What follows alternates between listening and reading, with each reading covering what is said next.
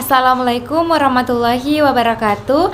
Halo everyone, kembali lagi bersama saya Sandira M. Vesya, mahasiswi Poltekkes Kemenkes Ternate, program studi Diploma 3 Teknologi Laboratorium Medis. Pada video kali ini saya akan membahas tentang perkembangan teknologi di bidang laboratorium. Akan tetapi, sebagian kalangan kita masih bertanya-tanya, apa sih laboratorium itu dan apa saja yang dilakukan di dalam laboratorium?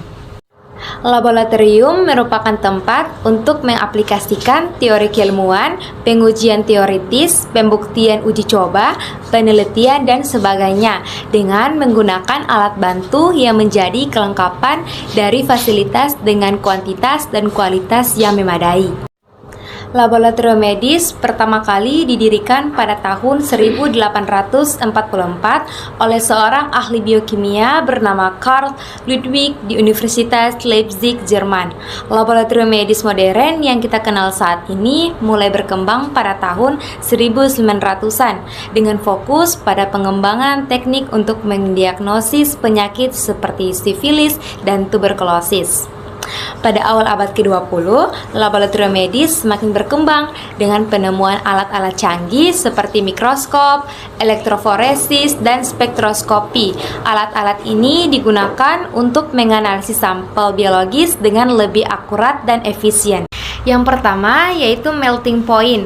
Melting point adalah alat untuk menguji titik leleh, di mana uji titik leleh digunakan sebagai suatu parameter untuk menentukan kemurnian suatu senyawa. Yang kedua yaitu desikator. Desikator adalah wadah yang terbuat dari bahan gelas yang kedap udara dan mengandung desikan yang berguna untuk menghilangkan kadar air dari suatu bahan.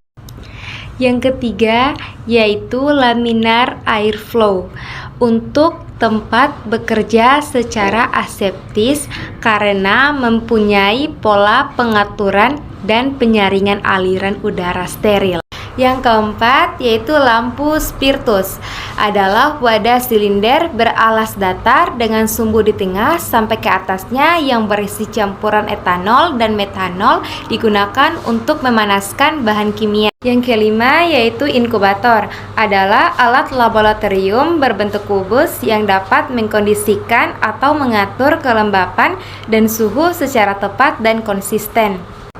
Yang keenam yaitu neraca analitik, merupakan sebuah alat laboratorium yang digunakan untuk mengukur massa suatu zat, baik zat berbentuk padat maupun cair. Yang ketujuh yaitu autoklaf, adalah alat untuk proses sterilisasi alat dan bahan. Yang kedelapan yaitu kaki tiga, adalah logam besi bundar dengan kaki terbuat dari logam sebanyak 3, merupakan alat penunjang di laboratorium yang digunakan untuk menopang atau menahan alat gelas kimia atau labu selama pemanasan. Yang kesembilan yaitu corong pisah, merupakan alat laboratorium yang digunakan dalam ekstraksi bahan cairan untuk proses memisahkan dengan beberapa komponen dalam campuran antara dua fase dengan kepadatan yang berbeda. Kemudian yang 10 yaitu lemari asam. Lemari asam merupakan sebuah furnitur laboratorium berukuran besar yang memiliki bentuk seperti meja terisolasi untuk mengurangi efek atau paparan material berbahaya. Dalam hal ini asam. Lemari asam juga memiliki nama lain yaitu foamy hood. Kemudian yang ke-11 yaitu gelas kimia. Gelas kimia bukanlah digunakan sebagai alat pengukur. Tanda volume yang ada merupakan taksiran kasar. Alat ini terdapat dalam berbagai ukuran dan digunakan untuk wadah sementara larutan atau regen, memanaskan larutan, menguapkan, pelarut atau memekatkan. Selanjutnya yaitu labu takar. Labu takar merupakan suatu bejana dengan leher panjang sempit dan dasar yang datar, dilengkapi dengan tanda batas volume dan mempunyai kapasitas tampung sesuai dengan ukuran yang tercantum. Bila pada alat tertulis 20 Celcius dan 100 ml, maka alat tersebut dapat menampung cairan pada 20 Celcius sebanyak 100 ml sampai garis tanda yang terdapat pada leher alat. Labu takar ini banyak digunakan untuk membuat larutan standar atau baku pada analisis volumetri. Seringkali juga digunakan untuk pengeceran sampai volume tertentu.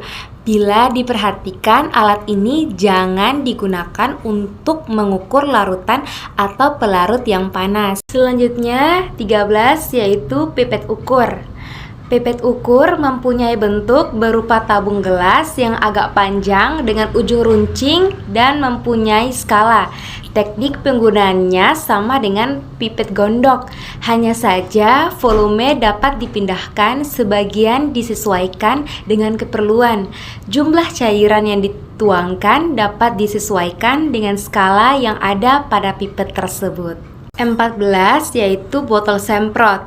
Botol semprot plastik digunakan untuk menyimpan air suling yang akan digunakan sebagai pelarut zat. Pencucian untuk membersihkan dinding-dinding bejana dari sisa-sisa endapan atau membilas alat-alat yang telah dicuci.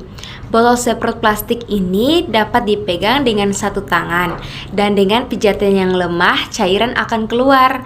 Botol semprot mempunyai ukuran yang berbeda-beda, mulai dari yang kecil sampai yang besar sesuai keperluan. Selanjutnya 15 mortar martil. Mortar martil merupakan alat laboratorium yang bentuknya sangat mirip dengan lumpang dan alu, terbuat dari bahan porselen atau keramik yang membuatnya terlihat mirip dengan cawan porselin atau crucible. Mortar dan martil adalah sepasang alat laboratorium yang penggunaannya tidak dapat dipisahkan berdasarkan fungsinya.